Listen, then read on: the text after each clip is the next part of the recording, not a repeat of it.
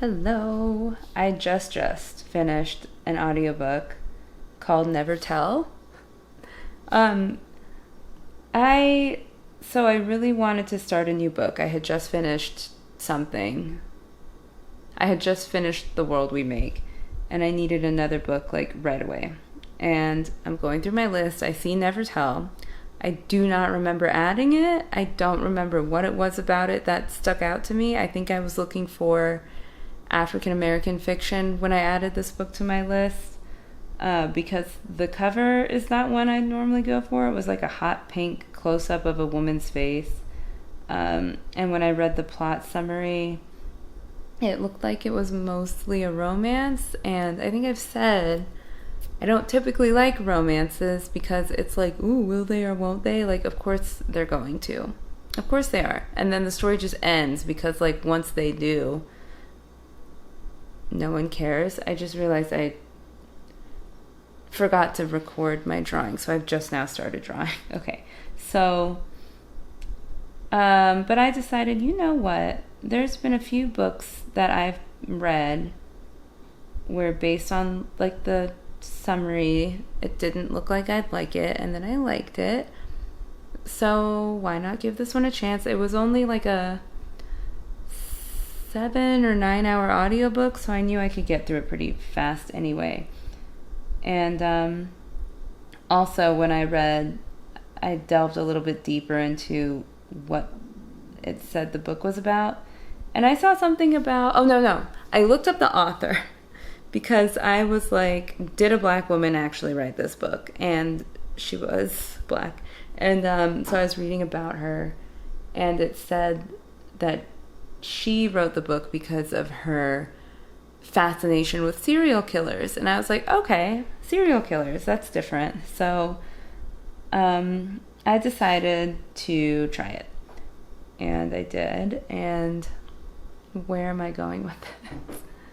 There's like weird noises happening in my apartment. I thought someone was like trying to come in the door and I'm talking about serial killers, but I think it's just the fridge making eyes. Okay, so anyway, I was like, I'll give this book a shot. I'll just do it. And I have to say, I powered through the beginning because the way it started was not totally my cup of tea. I don't know if I mentioned in my video about A Slow Fire Burning, but the book starts really dramatic and like murdery and like sexy, and those things should not go together. And you think like, oh my god, what am I reading? I don't think I'm here for this. And then you find out that it's actually an excerpt from a book within a book, and the character reading that book is like, oh my god, this is trash. So I was like, is that gonna happen again? And it didn't. So I was like, I don't know if this is something I want to actually read, right? I'm trying not to lean out of frame, but it's really hard to see. I need like solid blacks here, and there's like lines. Maybe I need a different pen. So that was, sorry if you just saw my butt or something. That was a little discouraging, like not the best first impression. Oh my gosh. But I was like, I said I'd give this book a chance. It's only literally like chapter 1. So I stuck with it. And then it got better, kind of. So it gets better. It didn't stay sexy murder. Do you know what I mean? Where it's like just so dramatic. Like you feel like you're watching a soap opera. I'm not really that much of a soap opera person. It's like I'm really rambling. You're not always in a soap opera mood. Like I have to make the decision to knowingly sit down and watch The Vampire Diaries. Like if I pick up a book hoping it'll like strum a certain chord and it doesn't, it's harder to get into that zone. But I put myself in the zone. I was like, okay, I'm just going to be listening to a soapy murder mystery. And once I did that, once I reconciled that that's what was happening, it got a little more fun.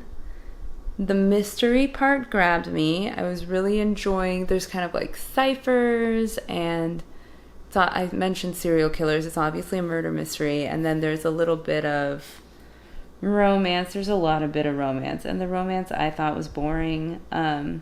Like, it was a cute romance, but I'm just like very aware that I'm reading a book, right? Like, their romance didn't grab me in a way where I was like, oh my gosh, this is so romantic. I just really felt like very aware that I was reading a romance someone wrote. You know, like if I'm playing like Dragon Age, I've been playing Dragon Age, and there's romance in that game, and it feels like so real. Like, it feels like this is a real person. Like, I almost feel like somebody knows this guy, and they spent months with him, and they just wrote down everything he said, and that's the character in this game. Like, the book kind of didn't really feel like that. It just felt like the author was writing this, like, you know, is very much like man through a woman's gaze, which is great. It's like, why doesn't this man exist? But it's also like, of course this man doesn't exist. This is like almost unreal. Like, he's too good. And the things that like were charming in the book, maybe it's just me, but if he was saying and doing those things in real life, I would be like, ew. Do you know what I mean? So definitely, I mean, but that could also just be because romance is boring to me. I don't know. But like I said, the mystery and the murder, that kept my interest alive. And I did get pretty absorbed in it at one point. Like, I really wanted to just finish the book and find out who the murderer was and what was going on. I will say the murderer was not any of the 3 people that I thought it was, which was a blow to my ego. I was certain it was someone, and then I was like, okay, no, it's not that person. And then I think for like a split second, I was like, oh, is it them? And then I was like, that doesn't even make sense. And then it was them. So, but I don't feel like I can take credit for that, because it was literally like a flicker of an idea and then I dismissed it.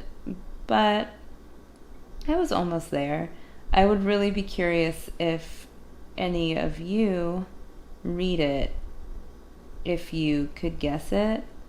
I will say that the reader for the audiobook did a great job. She had a beautiful voice. Sometimes I felt like, is this really her doing all these voices? Because she did the men's voices pretty well, and her, like, the main character, who's a woman, like, so sultry, so sexy, such a good voice.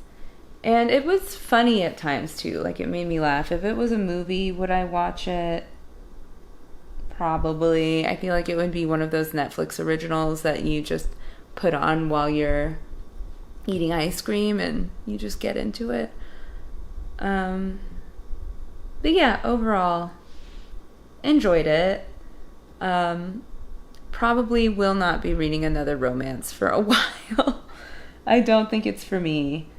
Yeah, the romance was just so much of the plot, and it just made me wonder, like, how flirty could I really truly be when I'm also investigating a serial killer? I just don't know. And then there was like a lot of will they or won't they, and it was just like, oh my god, like, stop this madness and just do it already. But yeah, I don't know. It was good. It was fun. If you're looking for like a fun, I would say it's like a beach read or like an airplane type of book, right? It was cute. It was cute. It was really depressing sometimes too, because there's a serial killer, but not like the last book I read, like, actually made me teary-eyed. This one was like that kind of emotion, like, ooh. Yeah, I did almost put it down though at the beginning, because it's describing a murder and I'm squeamish.